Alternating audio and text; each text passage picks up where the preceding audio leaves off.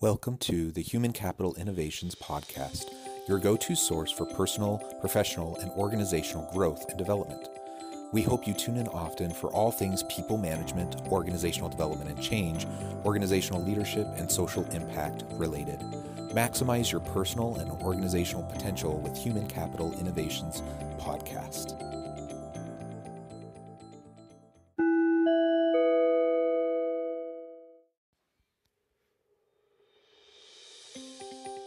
Welcome to the Human Capital Innovations Podcast.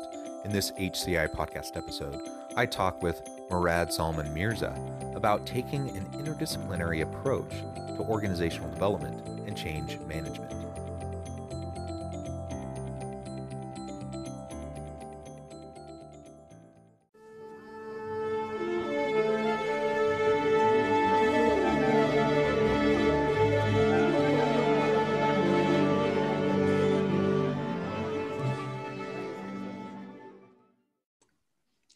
Murad Salman Mirza, welcome to the Human Capital Innovations Podcast. Thank you very much. Pleasure to be here. Yeah, I'm excited to have this conversation with you. I appreciate you taking the time. You join us from Pakistan, and it's in the evening there. It's morning here in Utah in the US.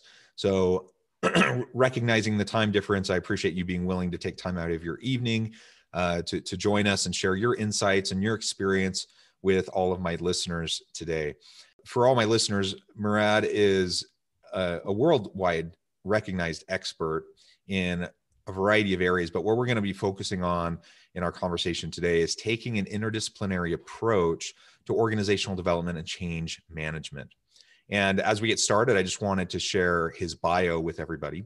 Murad Salman Mirza is an innovative thinker and an astute practitioner with more than 20 years of multidisciplinary experience in organizational development, talent management, and business transformation in a rich array of roles, such as board member, senior executive, corporate manager, consultant, trainer, auditor, author, speaker, mentor, etc. He ended the last decade as globally ranked #1 in HR and culture, top 5 in leadership, management, and change management, top 20 in agility, innovation, and future of work, and top 35 in customer experience by the world's first open platform based in the US for thought leaders, which is Thinkers 360.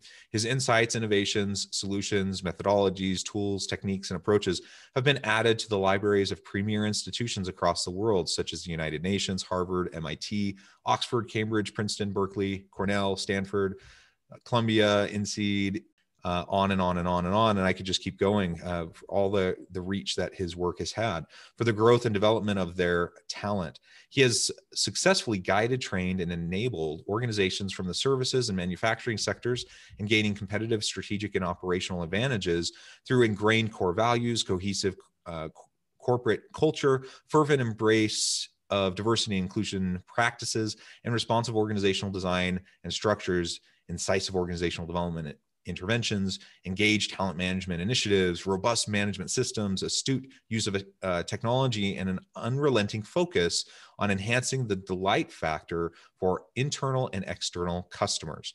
Currently, he is advising, consulting, and doing training and development work and mentoring and speaking with regional and global professional forums. Additionally, he engages as a contributing author, blogger, and guest columnist for several prestigious publications around the world. Again, what a pleasure to have you joining me on the podcast today. I really appreciate your time and commitment to sharing knowledge in this area with practitioners around the world. And before we launch into the conversation about organizational development and change management from an interdisciplinary perspective, is there anything else you would like to share with listeners by way of background, personal context, or anything like that? Thank you so much again, Jonathan, for a wonderful introduction. And it's truly a pleasure exchanging my views with you. I think I just look forward to exchanging my insights based upon the experience I've had in working with different kinds of clients and in different countries. And I think that's the richness that I bring to this conversation as we move along. Yeah, wonderful. And, as we were talking in the pre-interview, you were sharing a little bit about your situation, during the pandemic, and you had just come from nearly a decade in the United Arab Emirates, and now you're back in Pakistan. But you truly are a global expert and have experience in many, many places. So I also appreciate that and am excited to pick your brain about some of these principles as they relate, not just within, a single context, like in the US or a Western kind of a context, but really more generally. So let's start there. And I know you like to talk about, excuse me, how you focus on an interdisciplinary approach to OD, change management, and that type of work within organizations to shape cultures and to make sure that you have healthy, engaging environments for employees. So maybe you can start by describing for us your philosophy of OD and change management, and then we can get into some of the particulars around what that can look like in organizations, how we apply the interdisciplinary elements, and then look at some global differences around the world. Okay. So, Jonathan, I tend to view organization development as a broader pathway to achieving organizational effectiveness in terms of, doing various interventions throughout the organization.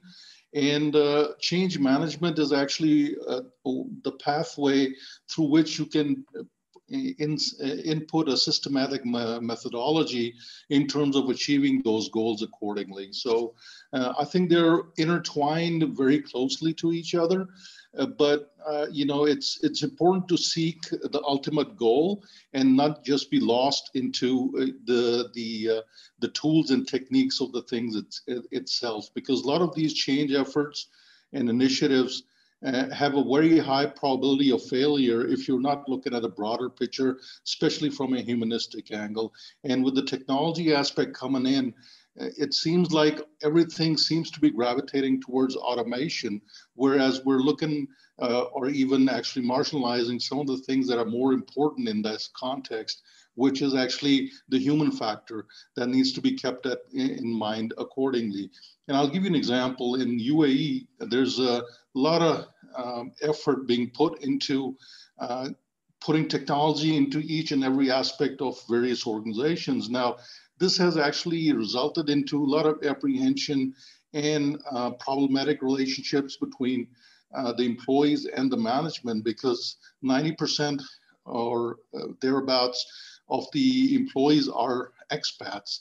So they're always looking at the possibility that they might have to wrap up everything, fold up their lives, however comfortable they may be, and just have to seek other avenues because their company is not actually aligning its own strategic imperatives with their own individual ambitions. So they're not pulling in the same direction together. So sometimes when a change initiative is announced, it actually results in ringing alarm bells for all these people in the workforce that start looking at the possibility that, hey, I might be actually a victim rather than be a facilitator for such a change. And that sort of brings in the mindset of a survivor. And then it sort of upends all kinds of positive initiatives, because there's an internal struggle that starts going in these organizations where everybody is looking for each other rather than everybody uniting as a team and working for the higher goal of making sure that the organization remains relevant and competitive in the digital age. So these are the interesting dynamics that sort of evolve in that context, especially with organizations that are putting technology way above the concerns of the humanistic factor, and they're not actually looking at an optimum balance between the two. Yeah, those are really great points. And you raise the important issue of change fatigue and resistance within organizations. And of course, Yes. we see that all the time. And you aptly pointed out that the vast majority of change initiatives tend to fail. There's a lot of research on this, and they fail for a variety of reasons. But a big part of it is that resistance component and the change fatigue that people are under. And so, even if the change is ultimately going to be a positive for me, for my career, for the success of the organization, just the sheer pace of change and the uncertainty that it creates can result in people putting up walls and barriers and resistance, or deciding to bail and jump ship and look for positions somewhere else. And so organizations can start to lose their top talent. So we really do have to balance all of these elements. Now, certainly advances in technology and disruptive technologies can and should be utilized within organizations to help them be more successful. But to your point, we need to be very thoughtful about that. We need to take a holistic approach to understanding the organization, its challenges, and the issues at play. And we can't forget about the human element, because even with automation and AI, machine learning, and other disruptive technologies, we are always still going to need people in order to do those things that machines can't do and probably will never be able to do. And if we alienate everyone in the process of going through OD and change initiatives, then ultimately we're shooting the long-term sustainability of our organization. We're shooting that prospect in the, ourselves in the foot, and ultimately it's going to be very difficult in the long run. And I think, maybe I'm reading into this a little bit too much, and I don't want to put words into your mouth, but as we're framing the beginning of this episode, talking about interdisciplinary work and the importance of that in OD and change, in my mind, that largely is aimed to address those issues that you just described. As we're trying to take a holistic approach, which requires a systematic, holistic way of viewing the organization and its people and all of its challenges. And when we take that kind of an approach and we engage people in the process, then we can reduce the likelihood of change fatigue. We can increase the buy-in and reduce the resistance, and we increase the likelihood that the change initiative will be successful, which also then reduces change fatigue, because then we're not constantly trying to do the next new thing. Yes, I think I definitely agree with that assessment. And especially the key word that you used right now is the word buy-in. And that's where a lot of the top management is consistently lacking, because in their own initiative to create their own branding stamp on the organization, they come up with these pet projects, and they just want to make them, reach some sort of a conclusion without realizing the broader impact on all the stakeholders, since they are themselves beholden to some higher forces, maybe their board of directors or shareholders, and they just want to make sure that they can get quicker results and prove their own position within the organization as justified. However, that sort of approach creates a reverse reactionary mode within the workforce, where sometimes even if the workforce is not able to push back actively, they do go into passive resistance. And one of the behavioral things that I've interestingly found out is that they start using humor as a passive resistance force. So everything becomes a joke to them. They will make fun of the senior management behind their back. They will have informal conversation where they will make fun of the things that are going on, and what the image has been projected to the outside world, and what the real organization is functioning within itself, and how there's functional breakdowns. And they sort of make it like an office humor thing, which sort of helps them cope with this change fatigue that sort of brings in. Another thing is that change takes time. For example, if you say a quality judgment on that would be that at least give 18 months for something to actually settle down, take roots, show results, right? But in this hyperly competitive and sped up world, and especially in organizations who are actually forced to give quarterly results on how the organization is doing, everything needs to be then and there at the quickest way possible. Now, change takes time, and it needs to be ingrained before it shows results, before it can be assessed properly, and the next initiative can be built upon that, or made sure that the results have been achieved, so they actually align with the higher objective of sustenance within the competitive world. And in that, a lot of people get frustrated. You talked about the talent leaving the organization. It's a very common factor. They get frustrated. You start losing your best people, and then you bring in the diversity and inclusion factor.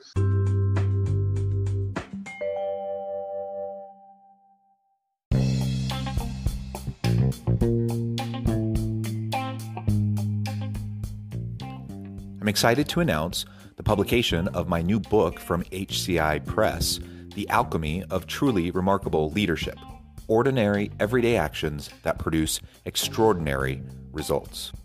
Consider how the nature of work has shifted over the past 50 years.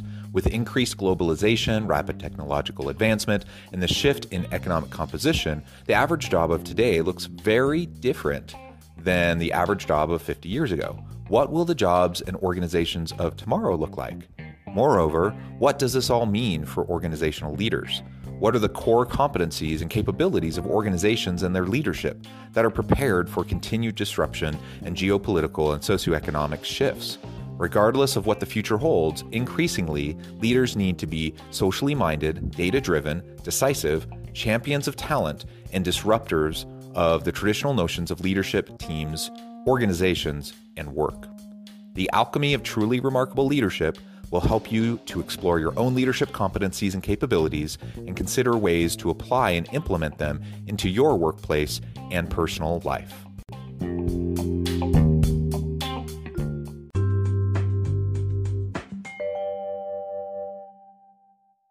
And I'll tell you one of the interesting factor which happens actually in the UAE and in a broader context in the GCC region, where salaries are pretty high as far as the management cadre is concerned.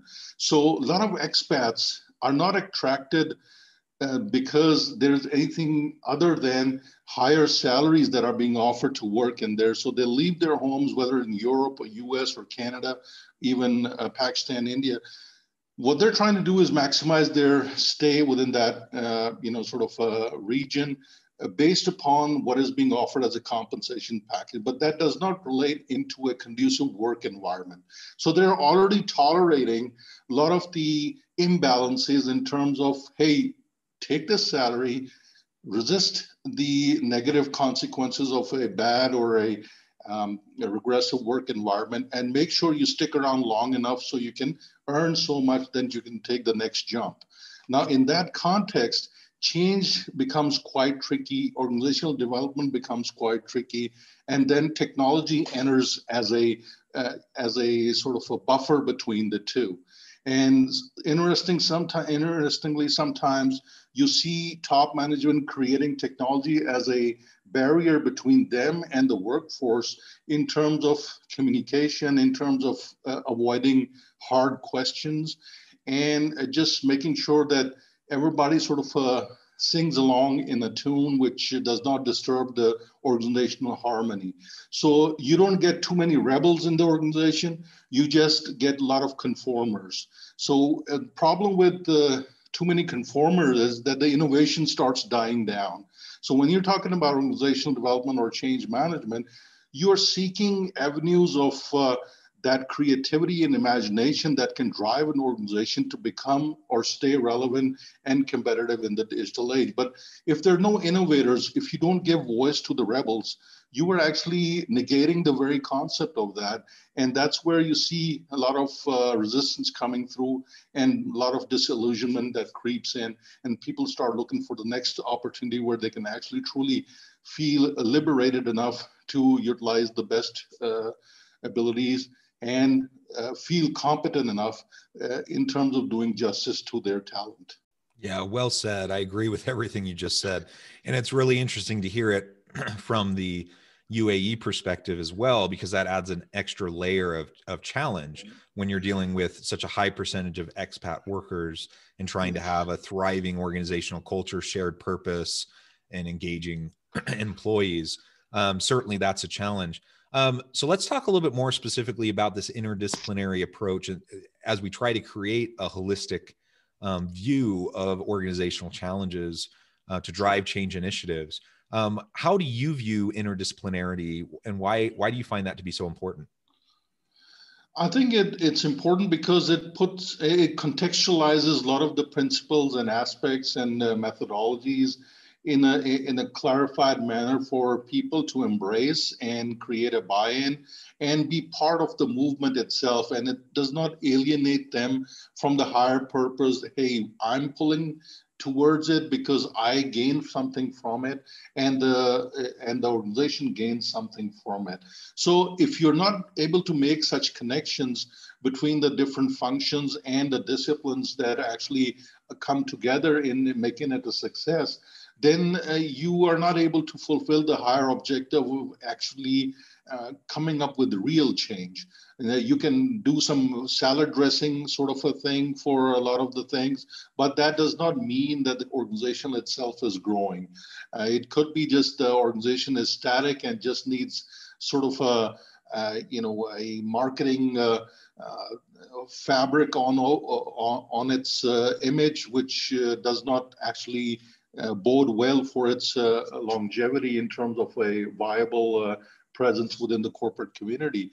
And that's the thing that is a challenge for leadership, because one of the things that I've found out for these leaders is that they are always, they ultimately go into a bubble in which they are actually saying a lot of things, they're directing a lot of things, they're being in a position where they become the fountain of knowledge, and they start listening to the people from down under, as well as to speak. So a lot of the bottom up things stop being so much have an impact on how decision making is done, and it's more like what is being top down that is actually driving the thing. So as you well know, that culture seems to be driven from the top, and once there's a change at the top, the whole organization goes through this kind of an earthquake in terms of how it needs to gravitate and align itself with the new normal. And especially in these uncertain times, a lot of these things are being questioned, and especially with remote working and all kinds of setups. What does change mean anymore? Do we need to have an in-person engagement, or whether we can do the same thing while we're sitting on Zoom meetings? Can that work? And how does each of us contribute positively and productively as part of a team? These are all questions which are now popping up, and how much value is everybody adding? There was a time when people could hide in bigger organizations, do just about the bare minimum amount of work, and just not be noticed. Now everybody's accountable because everybody counts, and companies are realizing, hey, we can actually get the job done with 6 people, and we had about 10 people. So what about the other 4 people? And this is the kind of thing that is streaming into this. And when we're looking at change management, when we're looking at organizational development, we're looking at interventions, we are actually entering into the zone of uncomfortable and in a difficult decision making, where a lot of these leaders are caught in a bind. And it's not just people who get impacted and leave the organization, but who are actually left behind. And they are also sort of in a sort of a quandary, whether I'm going to be next, or what does change mean to me? Is AI a replacement for me, a companion for me, or a facilitator for me? So these are the kind of things that are swirling around in these organizations. And leadership has to wake up to that sort of a scenario, and not just be the top-down driver of knowledge or instruction or direction giving portfolio that they hold at this point. And it has to be more of a teamwork and a symbiotic relationship between all levels of the organizational hierarchy. And that's where actually interdisciplinary aspects become really important. Yeah, I completely agree. I think the contextual element that you described is so important. And when I teach at the university, and when I teach students about OD and change, one of the very first things we explore is the origins of organizational development emerging really from an interdisciplinary background, where you had people coming from all different social science disciplines who focused on organizations and work. Sociologists, psychologists, anthropologists, political scientists, business people, name the social science, and you had people in those social science areas focusing on organizations and work. And slowly the field of organizational development as an interdisciplinary field started to emerge. And we can't forget that, because it's essential that we utilize a wide kind of range perspective, where we open the aperture of our understanding, and we utilize a wide variety of tools and techniques, and not get stuck with a specific tool. That's one of the beefs I have with some consulting agencies, is they tend to have their secret sauce, so to speak, that they claim is that they've hacked the code, and they know exactly what this the specific thing is that organizations need to do. And frankly, that's nonsense, because every organization is different. You have to approach each with fresh eyes, and certainly you can utilize experience and expertise and knowledge to inform, but largely you have to address every new organization with fresh eyes to be able to tackle it. And you have to look at it from a systemic, holistic approach that is inherently interdisciplinary. I recognize we're about out of time, but I did want to give you a chance to also share if there's any other thoughts or perspectives you had about OD and change from an international standpoint, any major differences you see globally, and then we'll wrap up for today. I think I've truly enjoyed my conversation with you, Jonathan. I think what is really important is to realize that geographical and regional differences that come into this sort of equation are driven by the certain cultural norms and perspectives which are unique to those places too. And sometimes when you're being part of a multinational and you're driven a corporate agenda, you have to be careful enough to make sure that you have an accommodation for these kinds of differences within the organizational hierarchy. So if you're driving change in a country where you're running a subsidiary where expats are dominating senior positions and the local population has no hope of rising to those positions, there's already an inherent problem in terms of the workforce dynamics. So if you're trying to make some change, you have to understand these organizational behavioral issues, which are actually bubbling right beneath the surface. And if they're not tackled, then you just create a lot of problems which might pop up at the wrong time, and people become skeptical of any change or organizational development interventions. And that's where the clashes can occur. And although you might have an organizational culture, so as to speak, but there are a lot of subcultures which are also existing.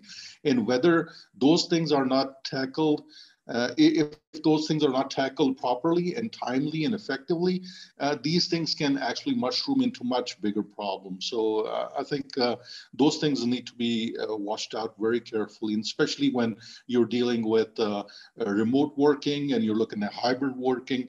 You're looking at new environments, a new way of connecting with each other. And I'm all for management philosophies and tools and techniques, but in the end, it's human relationships that need to be reinforced, because in the end, how do you define an organization?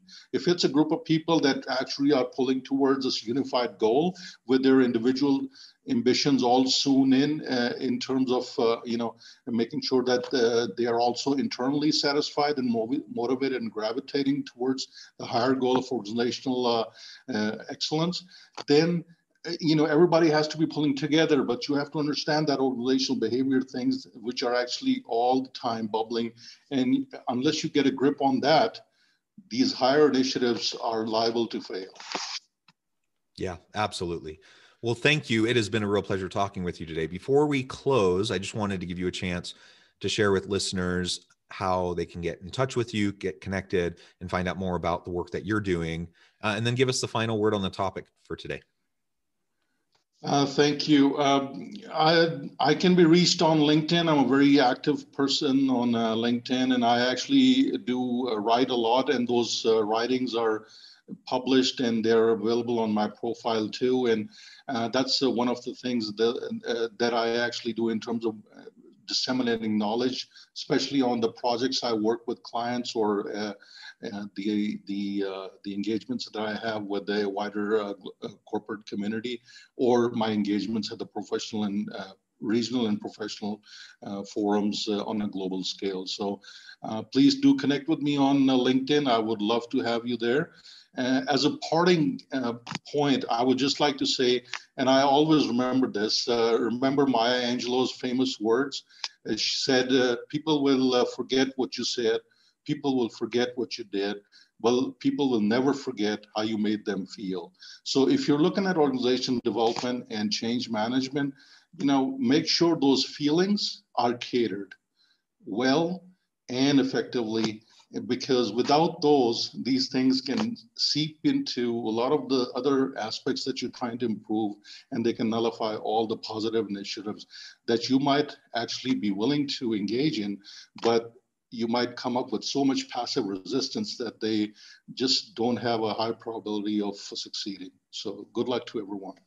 Yeah, absolutely. Well, thank you so much. It has been a pleasure. I encourage listeners to reach out, to get connected, find out more about what Murad can do for you and how he and his work can assist you. And as always, I hope everyone can stay healthy and safe, that you can find meaning and purpose at work each and every day. And I hope you all have a great week.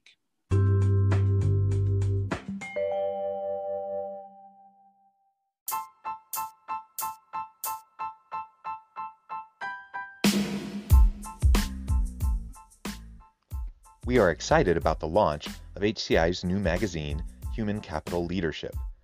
Human Capital Leadership is a free, interactive e-magazine designed to help individuals, leaders, and organizations find innovative approaches to maximize their human capital potential. We will be publishing issues quarterly in August, November, February, and May. Check out the first issue and let us know what you think.